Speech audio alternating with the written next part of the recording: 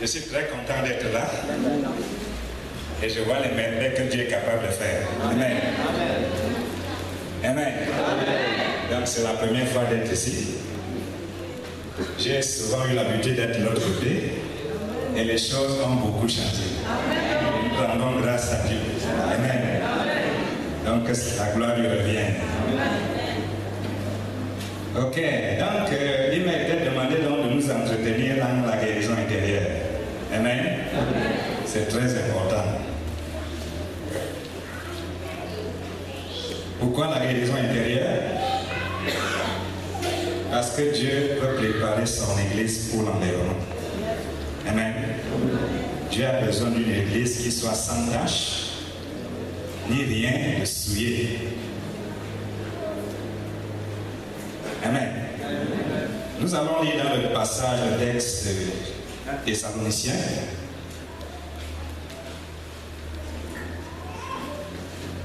Chapitre 5, verset 23. Quelqu'un a trouvé? 1 Thessaloniciens 5, 23. Que le Dieu de paix vous sanctifie lui-même tout entier et que tout votre être, l'esprit, l'âme et le corps soient conservés irrépréhensibles lors de l'avènement de notre Seigneur Jésus-Christ. Amen. Amen. Donc ça, c'est le projet de Dieu. Que le Dieu de paix vous sanctifie lui-même, tout entier. Esprit, âme et corps. Alors on a souvent l'habitude de dire que si quelqu'un est en Christ, il est une nouvelle créature. Amen. Les choses anciennes sont passées. Voici, toutes choses sont devenues nouvelles. Alors, est-ce que toutes choses sont devenues nouvelles lorsqu'on a reçu Jésus comme Seigneur et Sauveur? Amen.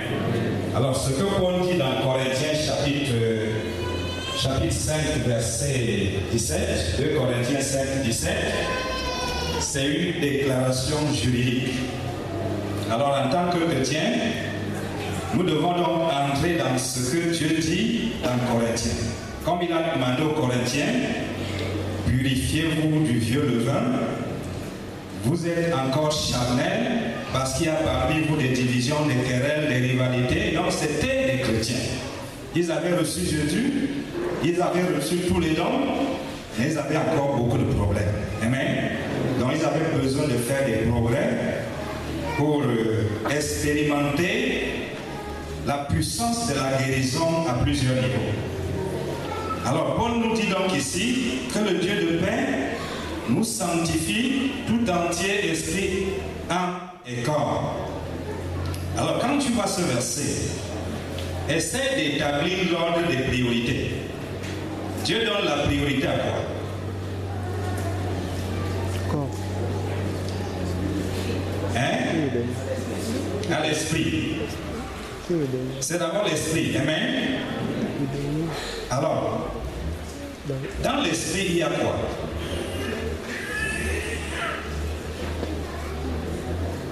Dans l'esprit, il y a la sensibilité. La Bible nous dit que l'esprit de l'homme le soutient dans la maladie. Mais quand cet esprit est brisé là, quand cet esprit est malade, tu vas beau être dans l'église, écouter des sermons chaque dimanche, mais l'esprit n'est pas là. Dans l'esprit, il y a le discernement. Amen. Dans l'esprit, il y a la sagesse. Dans l'esprit, il y a la créativité. Amen. Dans l'esprit, il y a l'intuition.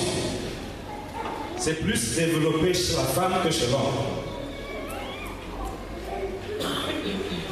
Dans l'esprit, il y a quoi encore? Il y a la capacité d'entrer en contact avec Dieu. C'est pour cela que la priorité doit être donnée à l'esprit. Amen.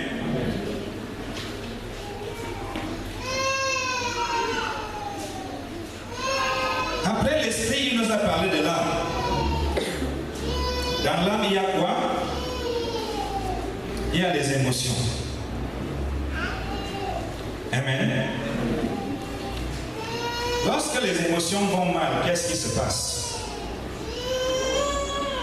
Quand les émotions vont mal, les attitudes vont mal. Quand les émotions vont mal, le caractère va mal. Quand le caractère va mal, le foyer va mal. Quand le caractère va mal, le ministère va mal. Donc il y a des émotions qui ont été chaque fois sollicitées par les injustices. Peut-être que c'est depuis l'enfance. Peut-être que c'est avant la naissance que nos émotions ont été sollicitées. Tout comme les émotions de Moïse. Avant que cet enfant ne naisse, le décret de Pharaon, c'était quoi? Tous les enfants juifs devaient mourir. Hein? La mort de tout garçon mâle qui devait naître. Amen. Voici l'une des sources de nos blessures. Le rejet du genre. Est-ce que tes parents t'attendaient? Est-ce que tes parents t'avaient désiré? Est-ce qu'il y a eu une tentative d'avortement? Et ça se comprend. Lorsque la maman de Moïse s'est vue enceinte, qu'est-ce que cette femme pouvait désirer? La femme Une fille et non un garçon. Alors l'enfant va grandir. Dans le ventre de sa maman, l'enfant se nourrit des émotions que la maman ressent. Alors l'expérience montre que le bien-être émotionnel d'un enfant se construit depuis le sein maternel. Amen. Depuis le sein maternel, l'enfant doit se sentir aimé et attendu. Mais Moïse n'a pas reçu tout ça. Il a grandi, lorsqu'il est né, on a pris ce bébé et on a rejeté, on a déposé le coffre dans le Nil. Et par hasard, comme ça, la fille de Pharaon vient se baigner et récupère le coffre. Il amène le coffre dans le palais. On prend le nom, on donne à Moïse. C'est quel nom? Tiré des eaux. Amen. Voici l'une des sources de nos blessures. Les noms qu'on donne de façon dégradante. Tiré des eaux. Et chaque fois que Moïse pouvait jouer dans la cour de Pharaon avec des enfants, on pouvait taquiner Moïse par ce nom. Voilà cet enfant qu'on a tiré des eaux. Donc chaque fois qu'on appelait Moïse par ce nom, ça lui rappelait un événement. Ça lui rappelait cette expérience-là. Ça rappelait à Moïse qu'il n'était pas le fils du trône de Pharaon. Alors quelle est la relation que tu as avec ton nom? Ce nom te rappelle quel événement? Amen.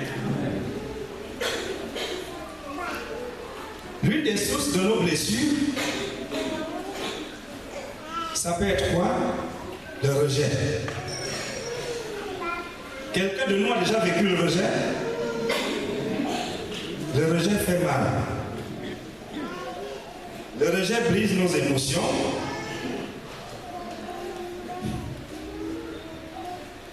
Donc, il y a le rejet, il y a la conception vécue hors du mariage, c'est l'une des sources de nos blessures.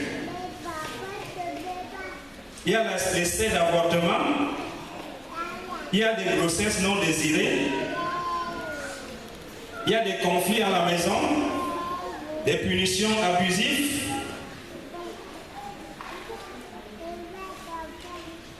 le choix des noms de façon négligée, le manque d'affection, la trahison d'un ami. Quelqu'un vous a déjà trahi?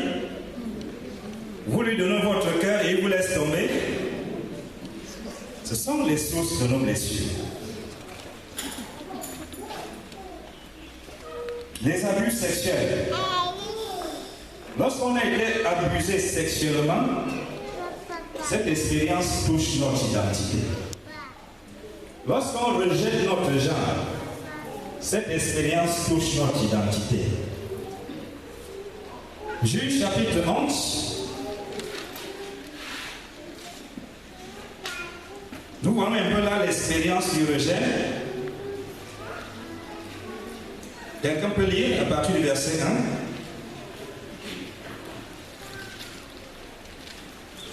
Juge 11 à partir du verset 1. Jephthé le Galadi était un vaillant héros. Il était fils d'une femme prostituée et c'est Galad qui avait engendré Jephthé. La femme de Galad lui enfanta des fils qui, devenu grand, chassaient Jephthé et lui dit: Tu n'hériteras pas dans la maison de notre père, car tu es un fils d'une autre femme. Et Jephthé s'enfuit loin de ses frères et il habita dans le pays de Tor. Des gens de bien se rassemblaient auprès de Jephthé et ils faisaient avec lui des excursions. Quelque temps après, les fils On peut s'arrêter là. Le dernier verset nous a dit quoi? Les gens de rien. Amen. Ça semblait autour de qui? De Jephthé. Amen. Donc c'est en Israël. Quelqu'un qui n'avait pas de père, on l'appelait qui? Un bâtard, un homme de rien. Et la Bible dit que les gens de rien se rassemblaient autour de qui? De Jephthé. Alors ce passage nous montre que les blessures identitaires font mal. Amen. Si tu veux blesser quelqu'un, attaque-toi à son identité. Donne-lui un nom dégradant. Et quels sont les noms les plus dégradants qu'on nous a donnés depuis l'école primaire? Nous les connaissons? Cette expérience est encore là. Vois-moi ce patapouf. Vois-moi ce cafard. On nous donne des noms des animaux, c'est ça, non? Vois-moi ce vaurien. Alors la Bible nous dit que Jephthé était le fils d'une prostituée. Et pour un souci d'héritage, ses frères lui ont demandé de quitter la maison. Ils lui ont dit: tu n'es pas l'un des nôtres. Et Jephthé allait se chercher où? Dans une autre ville qu'on appelle la ville de Tor. Ça fait que lorsque quelqu'un, comme j'ai dit tout à l'heure, que lorsque nos émotions vont mal, nos relations vont mal. Lorsque nos émotions vont mal, le caractère va mal. Jephthé maintenant va se mettre au service d'un gang, à la tête d'un gang. Alors, puisqu'il a reçu des blessures, il fait souffrir la société. Donc, il menait des règles pour piller la population, pour piller les villes, pour piller les villages. Parce qu'il avait reçu quoi? Le rejet. Il reporte les coups reçus sur les autres. Donc, il y a les émotions dans l'âme. Il y a l'intelligence dans l'âme. Il y a la volonté dans l'âme. Alors, nous pouvons lire ce que Dieu nous dit maintenant dans le livre d'Ésaïe, chapitre 1, versets 5 à 6. Ésaïe chapitre 1, versets 5 à 6. Quel châtiment nouveau vous infligez quand vous multipliez vos révoltes? La tête entière est malade et tout le cœur est souffrant. De la plante du pied jusqu'à la tête, rien n'est en bon état. Ce ne sont que blessures, contusions et plaies vives qui n'ont été ni pensées, ni bandées, ni adoucies par l'huile. Amen. Donc ça, c'est un peu l'expérience de Gédéon. Un rebelle. Parfois, on les taxe de rebelle. Mais, derrière cette rébellion, c'est là que Gédéon se défend. Et Dieu demande où encore te frapper. Je ne sais pas si les solutions qu'on préconise pour les rebelles de notre société sont vraiment des solutions appropriées. Est-ce qu'on se comprend? Moïse a été rejeté. Pour finir, il a tué un Égyptien. C'est ça, non? Et le nom qu'on pourrait lui donner dans la société, c'est quoi? Criminel. Brigand. C'est ça, non? Et pour fuir la prison, il s'est retrouvé où? Dans le désert de Madian. Il a été embauché pour être au service de qui? Du sacrificateur de Madian. Et la Bible dit qu'il a fait 40 ans dans le désert. Il vivait au palais, dans la maison de quelqu'un qui avait décrété sa mort. On a vu ça? C'est Pharaon qui avait décrété sa mort. Et 40 ans, il vit là. Cette personne qui avait décrété sa mort va l'obliger à l'appeler qui? Papa. Est-ce que vous avez vécu une telle expérience? Une maman que vous ne connaissez pas le sein vous oblige à vous appeler maman. Et lorsqu'il va grandir, il y a ce que nous appelons dans la relation le carrefour de vie, la crise de la quarantaine. C'est l'âge de bilan. Il va falloir faire un bilan. Tu t'assois pour dire d'où est-ce que je viens, d'où est-ce que je vais, quel est mon avenir. Alors ce jour-là, Moïse va rencontrer un Égyptien, maltraiter un Hébreu. Alors la réaction sera quoi? La mort d'un Égyptien. Amen. Donc cette mort d'un Égyptien nous montre que quelque part, Moïse n'était pas à l'aise dans le palais de Pharaon. Il vivait dans la souffrance. Mais le jour suivant, il va trouver qu'un Hébreu maltraitait un autre Hébreu. La réaction sera comment? Il va vouloir semer la paix. Amen. Mais qu'est-ce qu'on va demander à Moïse? Qui t'a établi juge entre nous? Est-ce qu'on vous a déjà posé cette question en famille? De quoi t'aimes-tu? Quand les vrais hommes parlent dans cette maison, tu te lèves. On nous a regardé ça. Est-ce qu'on a vécu cette expérience? Et qu'est-ce qu'on fait avec ces péchés? Il y a des choses qui sont enracinées dans nos cœurs. Bien évidemment, on chasse les démons au nom de Jésus et ils nous obéissent. Mais les blessures intérieures, on ne les chasse pas. Le Seigneur nous a dit que ces blessures ont besoin d'être pensées. Ces blessures ont besoin d'être adoucies par lui. C'est pour cela que Paul nous a dit, portez-vous les fardeaux les uns les autres. Confessez-vous les péchés les uns les autres. On a besoin d'être accompagné lorsqu'on a des souffrances, lorsqu'on a des blessures intérieures, lorsqu'on se sent rejeté. Nos fardeaux semblent lourds, notre fardeau semble pesant. Lorsqu'on est rejeté, parfois on se rejette soi-même. Alors quand Dieu se révèle à Moïse, au chapitre 3, versets 7 à 11, on peut lire la réaction de Moïse, Exode chapitre 3.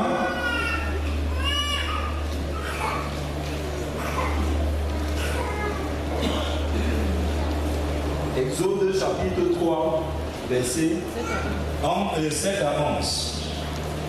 Verset 5 à 11. 7 à 11. L'Éternel dit, j'ai vu la souffrance de mon peuple qui est en Égypte, et j'ai entendu les cris que lui font pousser ses oppresseurs, car je connais ses douleurs. Je suis descendu pour le délivrer de la main des Égyptiens et pour le faire monter de ce pays dans un bon et vaste pays, dans un pays où coule le lait et le miel, dans les lieux qu'habitent les Cananéens, les Hétiens, les Amoréens, les Phérésiens, les Héviens et les Jébusiens. Voici les cris d'Israël sont venus jusqu'à moi, et j'ai vu l'oppression que leur font souffrir les Égyptiens. Maintenant va, je t'enverrai auprès de